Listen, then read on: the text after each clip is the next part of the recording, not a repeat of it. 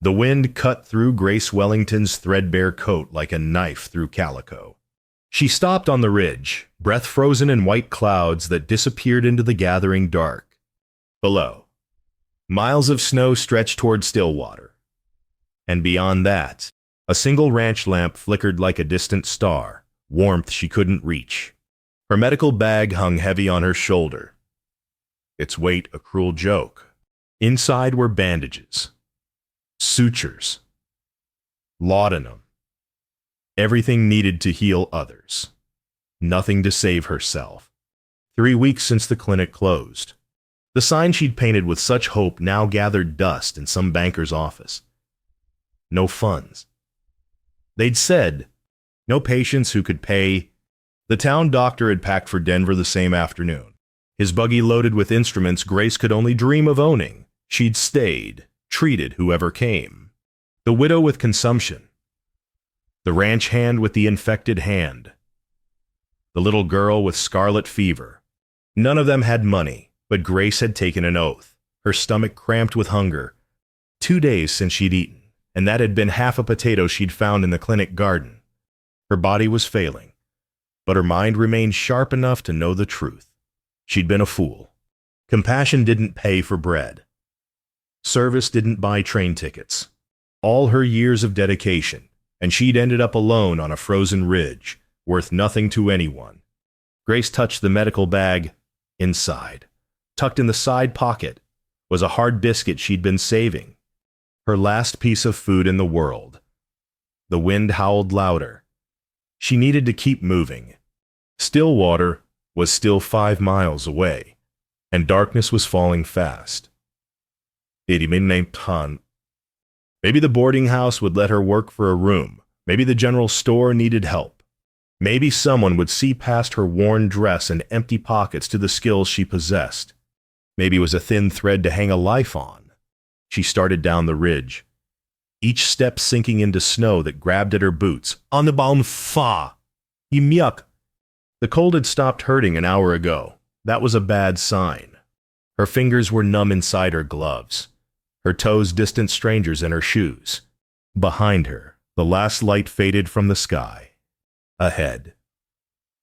That single lamp glowed in the vast darkness, a ranch she'd never reach, belonging to people who'd never know her name.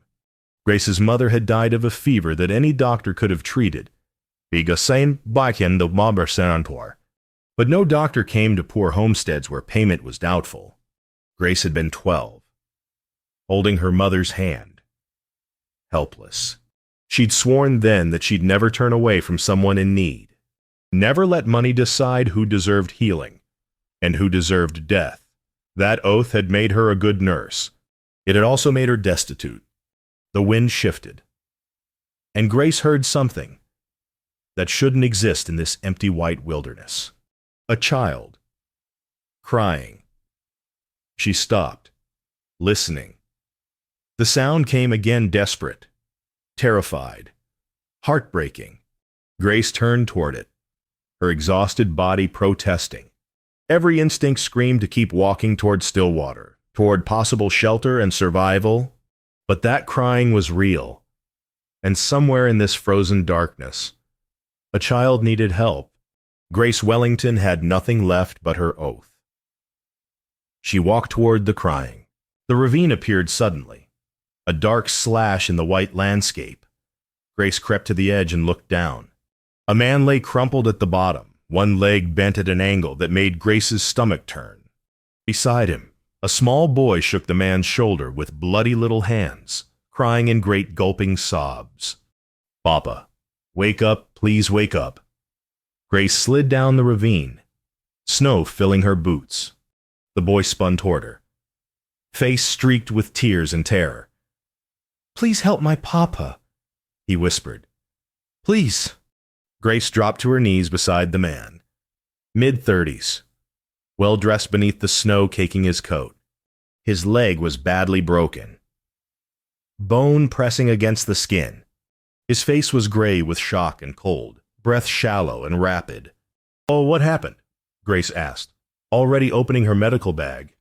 "Our horse got scared in the storm." The boy said, "Through Papa. I tried to catch the reins, but he ran away. We've been here for hours. And Papa won't wake up, and I'm so cold, and I don't know what to do, and... Hush. Now... Grace touched the boy's face. 6 years old. Maybe 7. Hypothermia setting in. Lips blue, shaking violently. What's your name? Tommy. Tommy Pierce. I'm Grace. I'm a nurse. She checked the man's pulse. Weak, but steady. The leg needed setting. And soon, or he'd lose it. But moving him in this storm without shelter would kill him.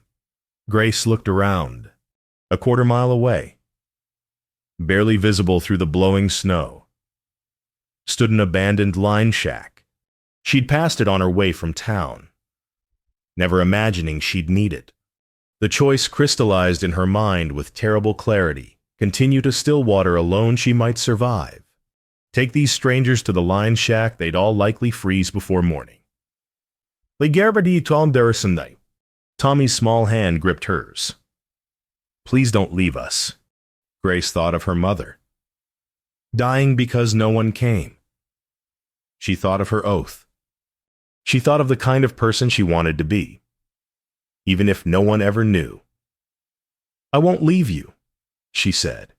She found fence posts in the snow, probably torn down by cattle. Working with numb fingers, Grace lashed them together with strips torn from her petticoat, creating a crude travois. Tommy helped, his small hands doing what they could.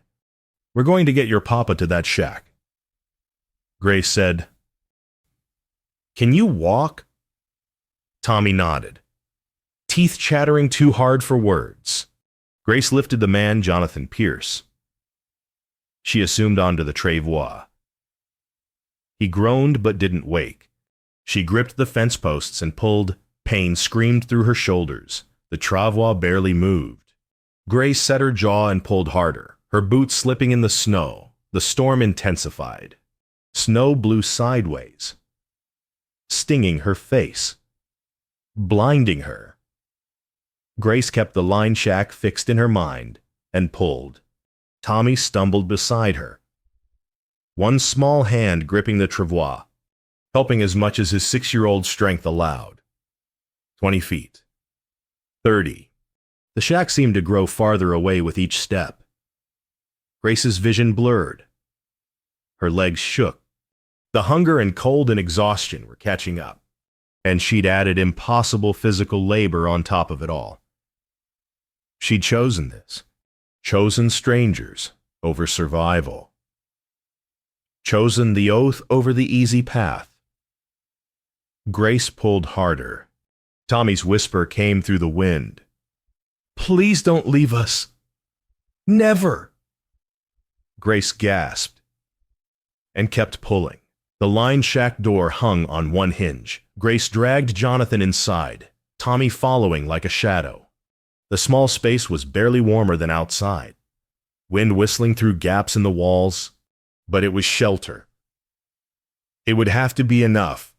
Grace worked by feel in the darkness, her medical training taking over. She broke apart a 3-legged chair and built a fire in the ancient stove. Coaxing flame from damp wood and the last of her matches, light bloomed. Tommy's face appeared in the firelight, white with cold and fear. Help me with your father, Grace said. Together they stripped Jonathan's wet coat and wrapped him in everything they could find. Moth-eaten. Blankets from a corner shelf, Grace's own shawl, Tommy's small jacket. Grace felt along Jonathan's broken leg, mapping the damage. Clean break. Thank God. She could set it, but moving the bone would wake him, and his screams would terrify Tommy. Sweetheart, Grace said to the boy, I need you to be very brave. She found fence slats and torn strips of petticoat became splints and binding. When Grace pulled the leg straight, Jonathan's eyes flew open and he screamed. Tommy buried his face in Grace's shoulder, sobbing. It's done. Grace whispered to both of them. The worst is done. Jonathan's eyes focused on her for a moment, confused and pain-glazed. Who?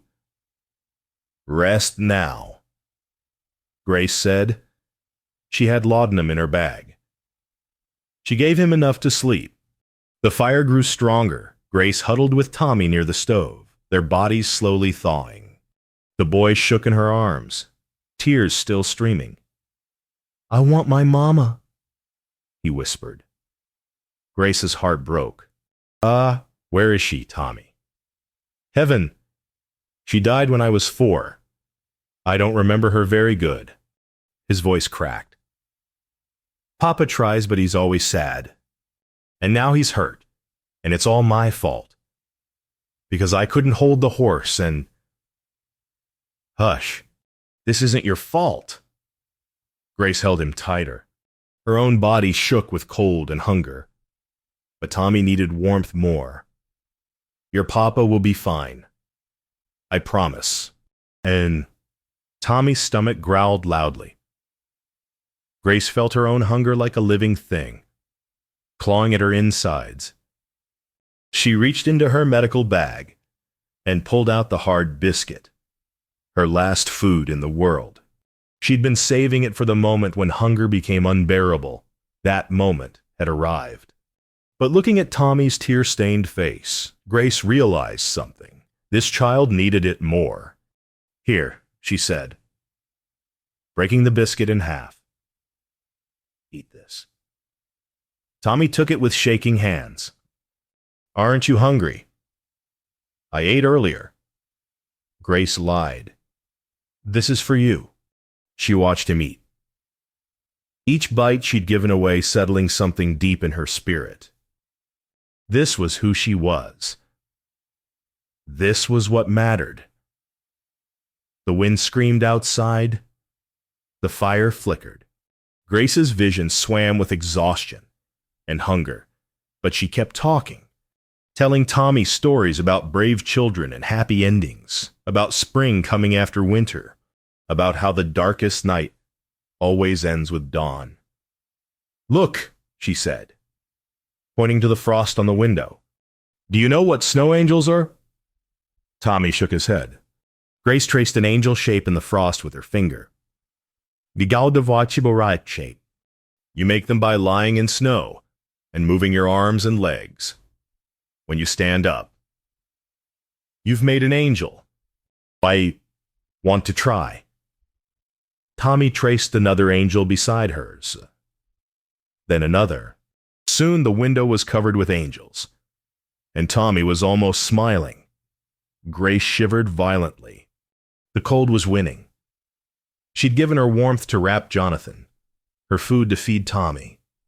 She had nothing left, but Tommy was tracing angels and almost smiling, and Jonathan was breathing steadily. And Grace had kept her oath. The night stretched on. Grace told stories until her voice failed. She kept the fire burning until her hands couldn't move. She kept vigil until consciousness slipped away. Dawn light crept through the gaps in the walls. Grace heard horses, voices, strong hands lifting her. She tried to speak but couldn't. Tried to point to Jonathan and Tommy, but her arm wouldn't move. Then darkness took her, and she let it come. Grace woke in a bed softer than clouds. Sunlight streamed through lace curtains. The ceiling above her was painted. Flowers and vines intertwining in delicate patterns. She blinked. Confused. This couldn't be heaven. Heaven wouldn't make her body ache this much. You're awake? A woman's voice, kind and warm. Don't try to sit up yet, dear. You've been out for nearly 2 days. Grace turned her head. A gray-haired woman sat in a rocking chair by the window, knitting needles clicking steadily, where Grace's voice came out as a croak. Pierce Ranch. You're safe. The woman set down her knitting. I'm Martha, the housekeeper. Mr. Pierce and his boy are safe too, thanks to you. The doctor says you saved both their lives. Memory flooded back. The storm. The ravine. Tommy's tears. Grace struggled to sit up despite Martha's protests. I need to check on them. Jonathan's leg needs monitoring for infection, and Tommy is asleep in the chair beside your bed. Martha pointed. Grace turned. Tommy was curled up in a wing chair. His small hand stretched toward her bed, fingers barely touching the blanket. Dark circles shadowed his eyes. He hasn't left your side except when we made him, Martha said softly. Keep saying you gave him your last food and kept him warm. Is that true? Grace didn't answer. She was staring at the room, the fine furniture, the thick rugs, the wardrobe that probably cost more than everything she'd ever owned. Where are my things? Your dress is being mended. Your medical bag is on the dresser.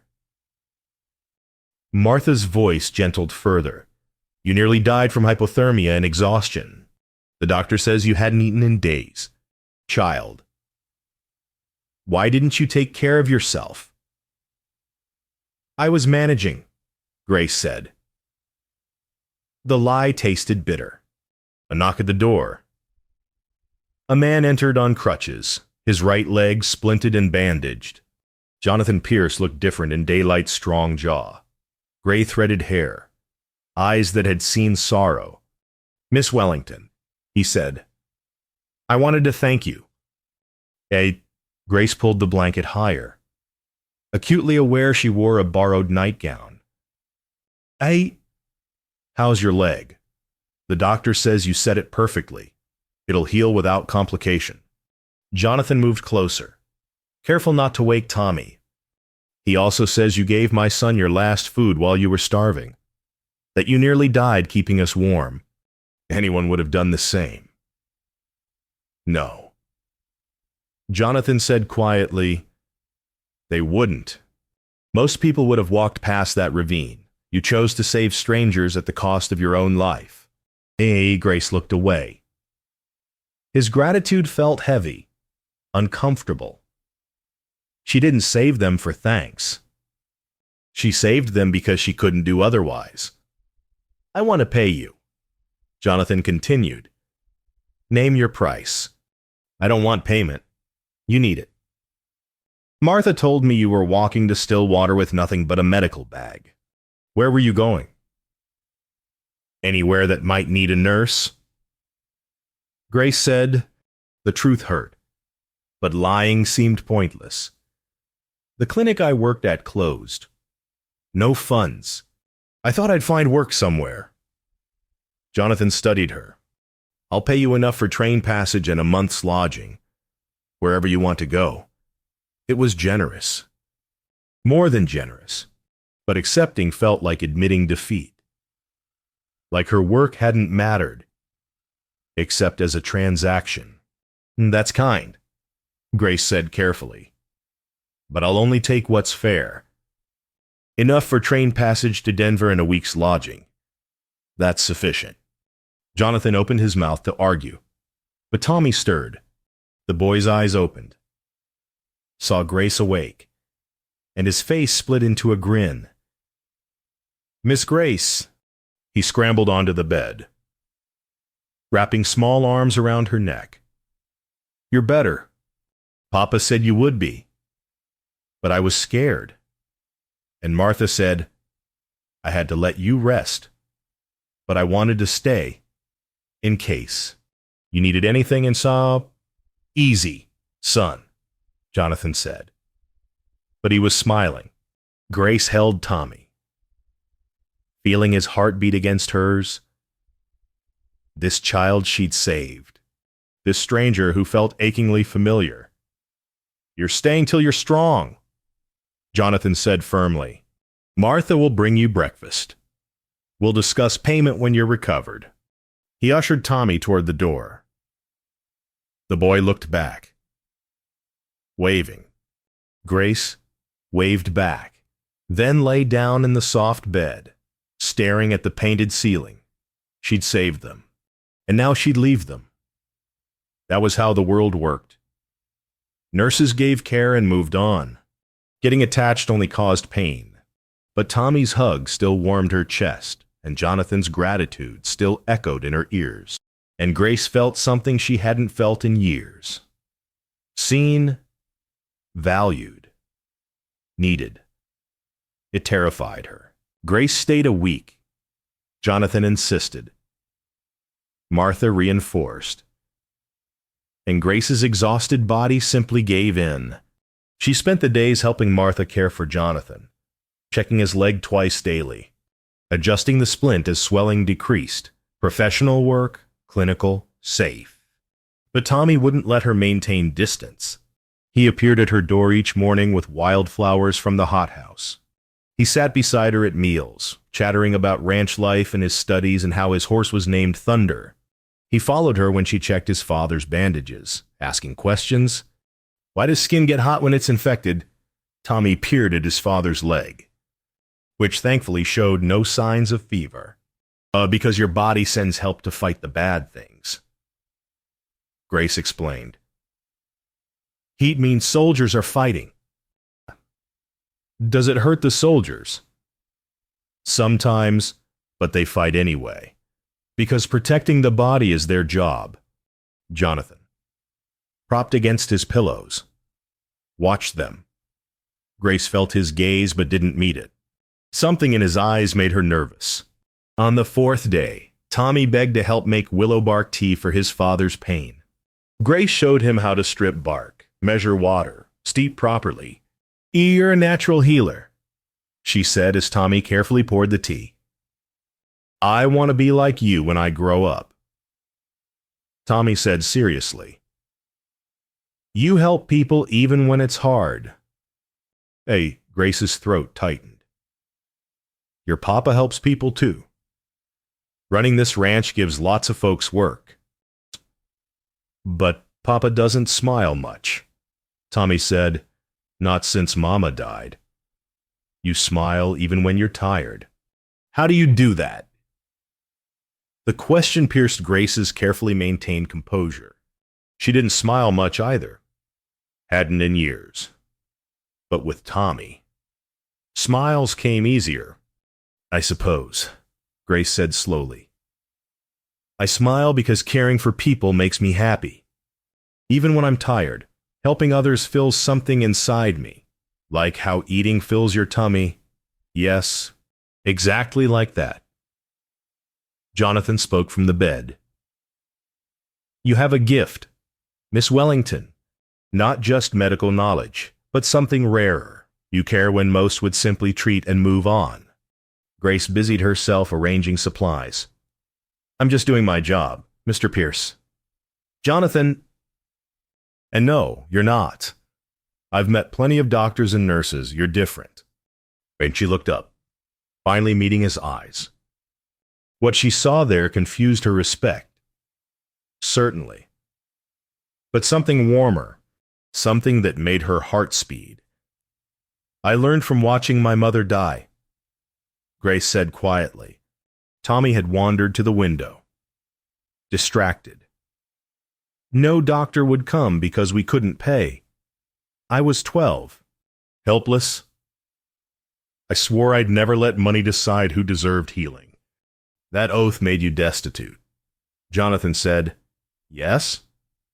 But you kept it anyway. What good is an oath you only keep when it's easy? Jonathan smiled. And it transformed his face. Tommy's right, you are different. In that evening, Grace mended Tommy's shirt by lamplight while the boy dozed against her shoulder. His breathing was soft and steady. Trusting.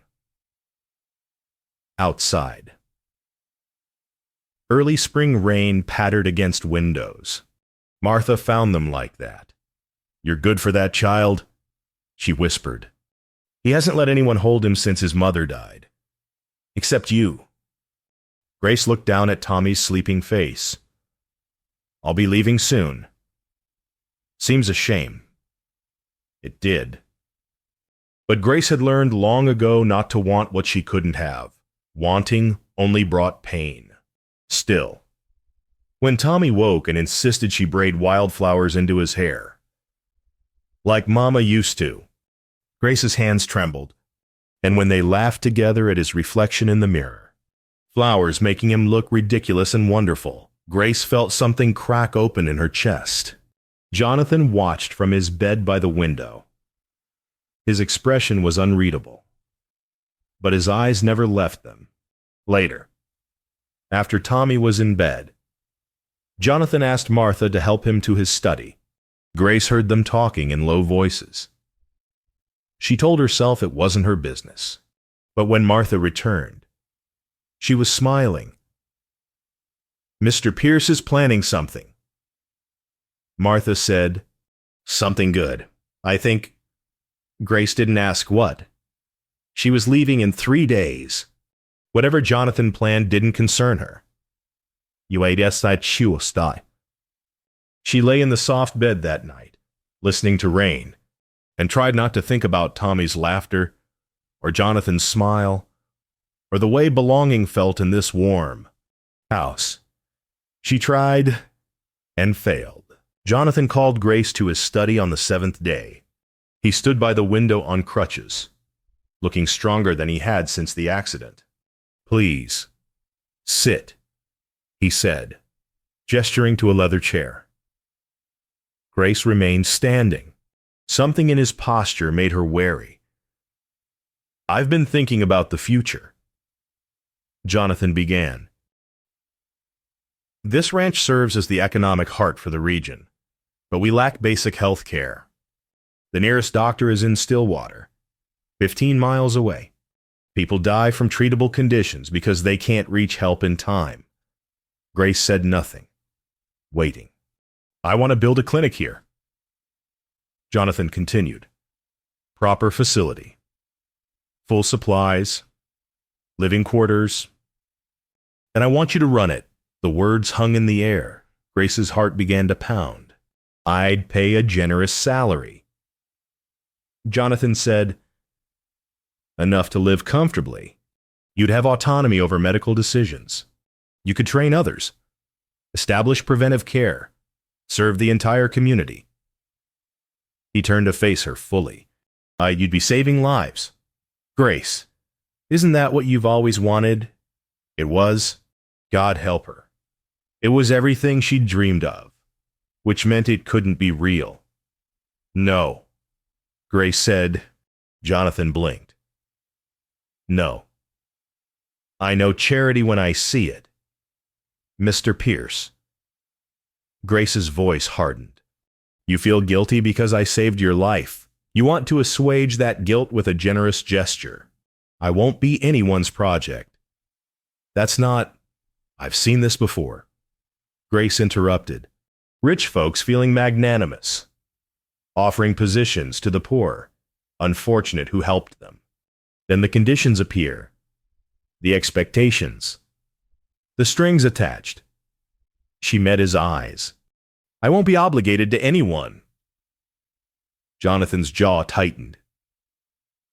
"You're wrong. This isn't charity or guilt. The community genuinely needs health care. Your skill and character are exactly what— character." Grace laughed bitterly. "You don't know me, Mr. Pierce.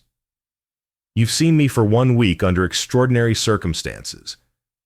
That's not enough to judge character. I saw you give your last food to my son while you were starving. I agree.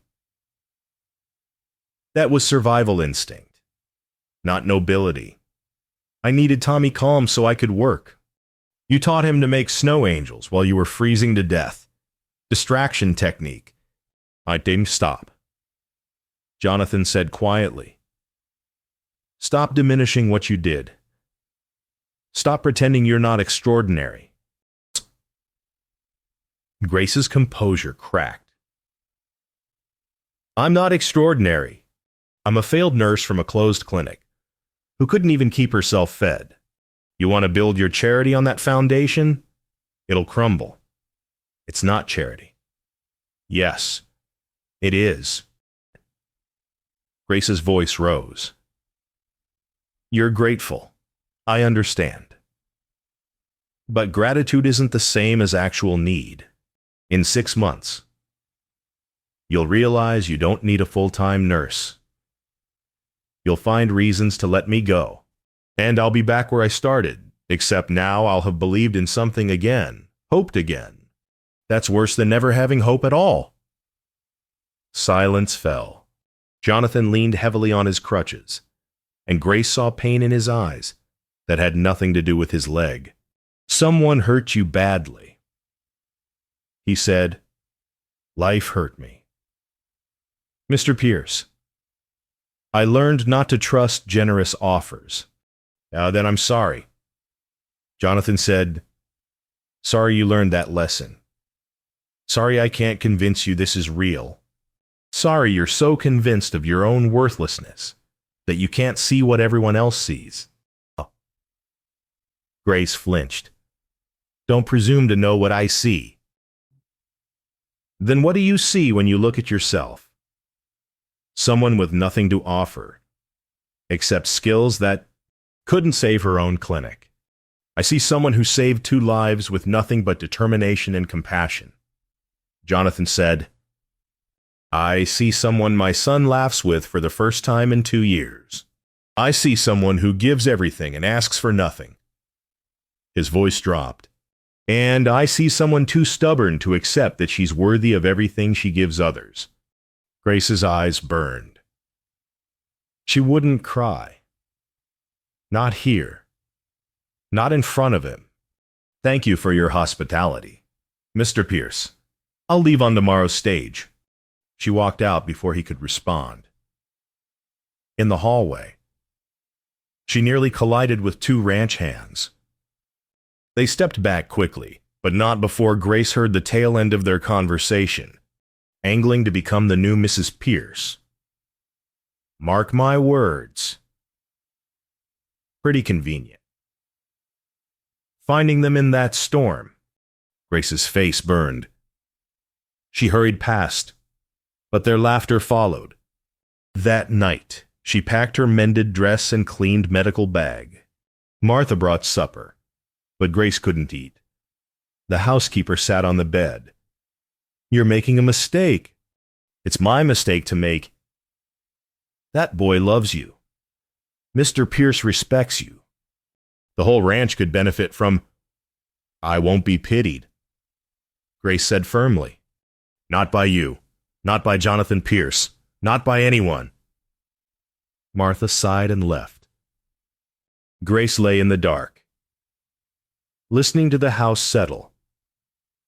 Tomorrow she'd leave. Find another town. Another chance. Start over. Again. Always again. She closed her eyes and tried not to see Tommy's face when she told him goodbye. Grace woke before dawn.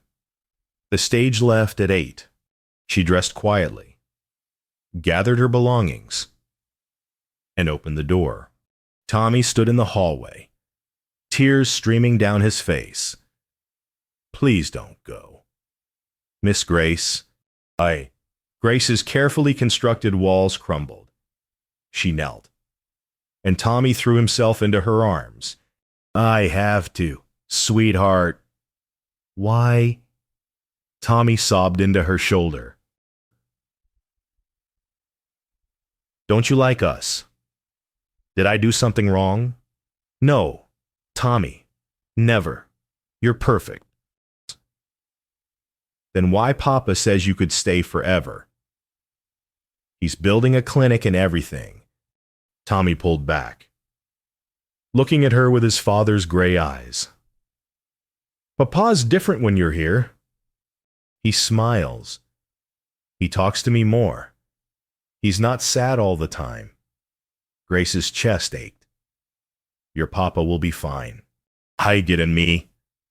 Tommy's voice broke. What about me? You're the first person who feels like Mama used to feel. Warm and safe and like I matter. His small hands gripped her arms. Please don't leave us alone again. Grace held him, her own tears finally falling. This child she'd saved had somehow saved her too. Cracked open her frozen heart. made her feel needed in ways that went beyond nursing. But feeling needed was dangerous. Trusting warmth was foolish.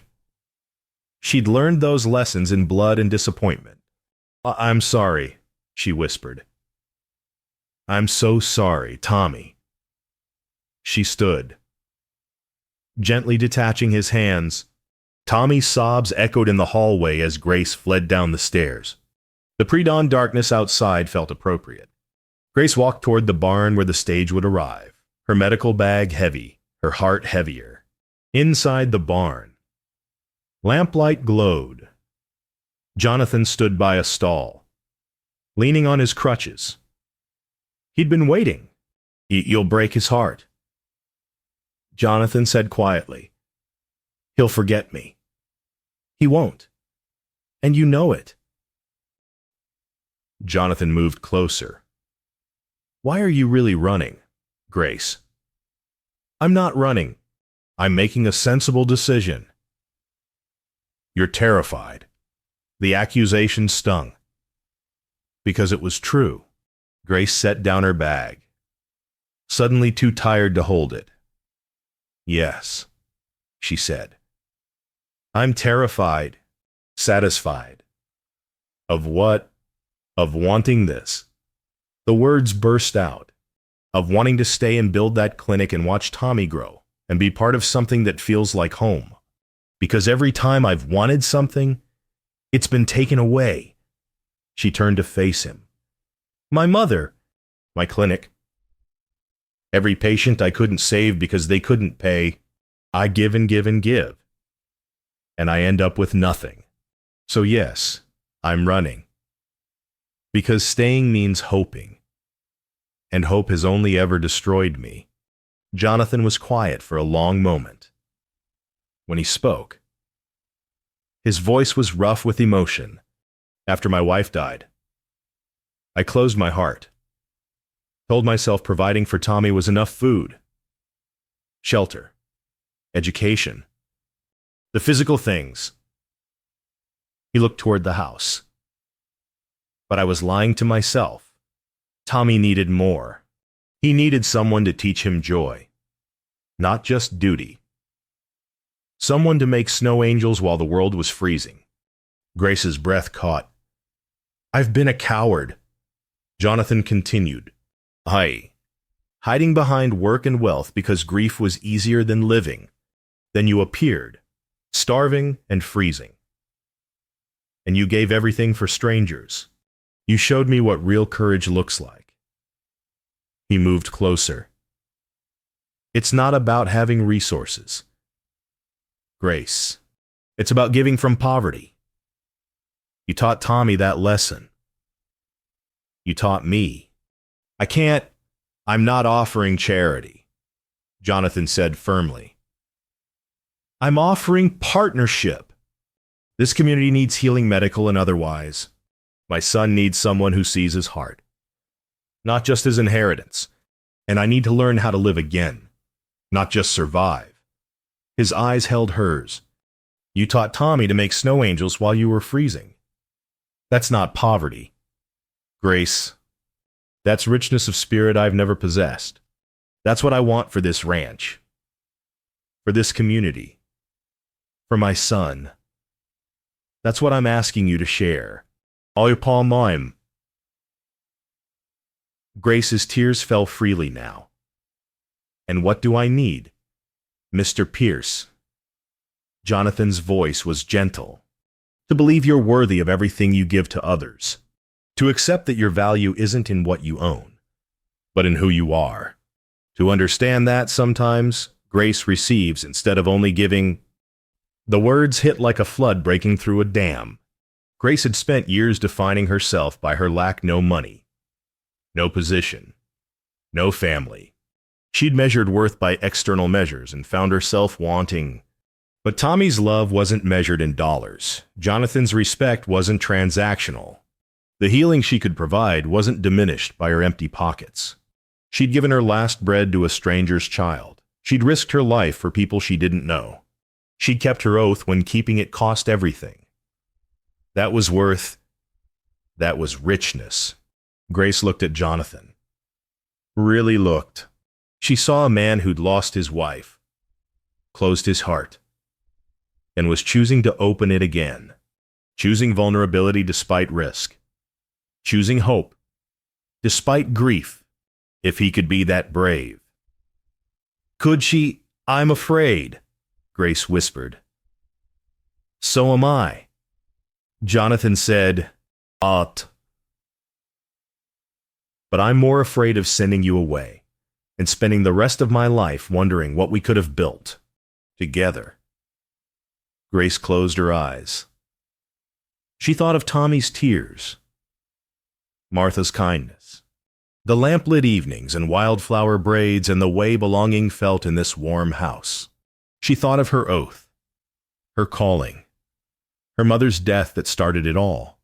She thought of the clinic that could be, the lives that could be saved, the community that could be served.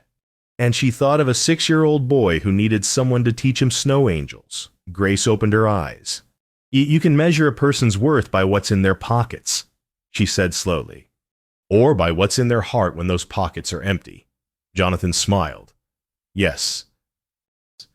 I gave everything in that lined shack, my food, my warmth, my strength, everything. You did, and you're saying that made me rich. The richest person I've ever met, Jonathan said quietly. Grace felt something shift inside her, like ice cracking in spring thaw. She'd been so focused on what she lacked that she'd missed what she possessed. I accept your offer, Mr. Pierce, she said, not because I need rescuing, but because this work needs doing, and I can do it well. Jonathan's smile widened. Partners, then. Grace extended her hand. Partners. Their handshake became a held moment. Two wounded people recognizing each other, choosing vulnerability over safety, hope over fear. Tommy's watching from the house window. Jonathan said, Should we tell him? Grace looked toward the house. A small figure pressed against the glass, backlit by lamplight. Let's tell him together, Grace said. They walked toward the house as dawn broke over the prairie, pink and gold light spilling across snow that was finally beginning to melt. Bico. Spring came slowly to Wyoming, but it came. Grace spent the next weeks working with Jonathan to design the clinic, based on an approach. They met each evening in his study, spreading plans across the desk, debating layout and supplies. The examination room should face east, Grace said, pointing. Morning light is best for diagnosis. Agreed, and we'll need a separate area for contagious patients. And a teaching space. I want to train midwives, teach basic care. Jonathan added notes to the plans. Martha says half the ranch wives are already asking when classes start. Their partnership was easy, natural. Jonathan respected Grace's medical expertise, and Grace appreciated his practical knowledge of building and resources. They worked as equals, each bringing different strengths. Tommy participated enthusiastically, declaring his bedroom would be next to the clinic so I can help with emergencies. Jonathan gently suggested the boys' room stay in the main house. But Miss Grace needs someone to bring her breakfast. Tommy protested. Miss Grace can come to the main house for meals, Jonathan said, hiding a smile. Or she could just live with us, Tommy said innocently. That would be easier. Grace's face heated. Jonathan coughed. They both focused intently on the plans. But the words hung in the air, sweet and impossible. 3 months passed. The clinic took shape, a solid structure with whitewashed walls and wide windows. Grace moved into the attached living quarters, small but comfortable. Her first morning, waking there, she found Tommy had placed wildflowers on her doorstep. Her first patient was old Jim, a ranch hand with a festering wound he'd been hiding for weeks. Grace cleaned and sutured it, then lectured him about infection while he squirmed like a guilty child. Yes, ma'am. Jim muttered, Won't happen again. Ma'am. Word spread. By the second week, Grace was treating broken bones, delivering babies, teaching mothers about hygiene. The community embraced her, bringing payment in eggs and vegetables and labor. Don't charge Mrs. Henderson for delivering her baby, Grace told Jonathan. She can barely feed the ones she has. The clinic needs income to sustain itself, Jonathan reminded her. Then charge me less for my lodging, and we'll call it even. Jonathan shook his head, exasperated and amused. You're impossible. I'm practical. You're compassionate to a fault. There are worse faults. Grace said. They were standing in the clinic garden, planting herbs, lavender for calming, mint for digestion, chamomile for sleep. Tommy helped by making mud pies in the corner. Jonathan knelt beside Grace, his leg fully healed now. You've transformed this place. Not just the clinic. The whole community feels different, hopeful. Grace brushed dirt from her hands. They needed someone to care. That's all. It's not all. Jonathan's voice was quiet. You've transformed my son. He's learning compassion by watching you. Yesterday, he gave half his lunch to a ranch hand's child who looked hungry. Grace's eyes stung. He has a good heart. Because you're teaching him what matters. Jonathan paused. You've transformed me too. Grace looked up. Jonathan's expression was open, vulnerable, hopeful. I've been thinking about partnerships. He said, Ours works well. Doesn't it? Very well. We respect each other, share values, want the same things for this community and for Tommy. Yes, Grace said, her heart beginning to race. I've also been thinking about something Tommy said months ago, about how it would be easier if you just lived with us. Jonathan took her hand. He was right. Grace's breath caught. I'm not good with romantic words, Jonathan said. I can't write poetry or make grand gestures. But I can tell you that watching you work these past months, seeing your dedication and kindness and strength, I've fallen in love with you. Not because you saved my life, but because of who you are every single day. Tears spilled down Grace's cheeks. You give so much to everyone. Jonathan continued. Let me give to you, not charity, not obligation, just partnership. In all things, I'd like to make this permanent. If you're willing. Grace had spent her life giving, serving, pouring herself out for others. The idea of receiving, of being loved not for what she provided but for who she was, seemed impossible. But Jonathan's eyes held steady. His hand was warm in hers. And Tommy, playing in the mud, was the child of her heart, if not her body. I'm willing, Grace whispered. Jonathan smiled. That transformation of his face she'd grown to love. He leaned forward and kissed her gently, and Grace felt the last of her walls crumble. Tommy's voice rang out. Are you kissing Miss Grace? Papa. They broke apart, laughing. Tommy stood watching, mud-covered and grinning. Yes, Jonathan said. Is that all right with you? Tommy whooped and ran to them, wrapping muddy arms around them both. Does this mean Miss Grace is staying forever? Grace held them both. This found family. This unexpected grace. Forever, she said. The word tasted like hope. 6 months later, the clinic garden bloomed with life. Grace knelt among the herbs, checking root depth and leaf health. The lavender was thriving, and the chamomile had self-seated across 2 beds. Miss Grace. Tommy ran down the path, careful not to trample plants. Mrs. Henderson's baby smiled at me today during rounds. A real smile, not just gas. Grace laughed. 3 months old and already charming you. Can babies go on rounds with us next time? When they're older and can walk? Perhaps.